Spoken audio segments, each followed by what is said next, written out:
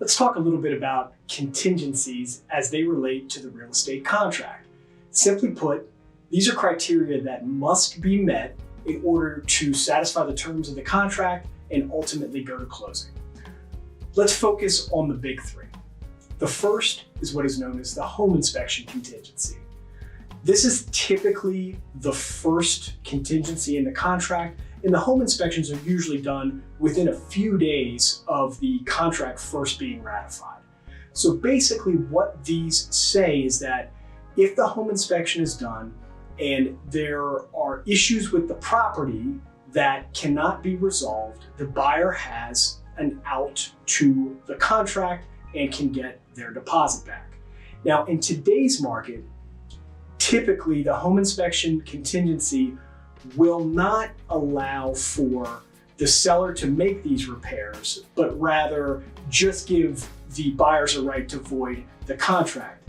In a market that's much more buyer friendly, sometimes the home inspection contingency can allow for negotiations. If there are issues with the condition of the property, the seller can repair those or offer a credit, and then the contract can move forward.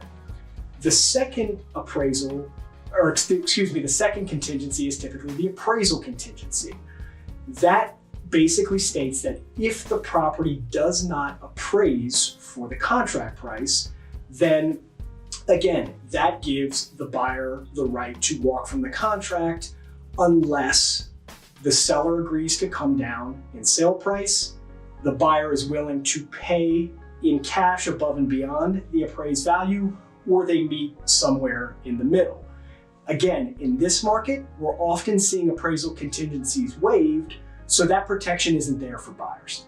And the final of the big three is the financing contingency, which again, same thing, if they cannot obtain the financing for whatever reason, the loan doesn't go through, that is also a right for the buyers to get out of the contract. There are some other contingencies like home sale contingency, which you never see in this market.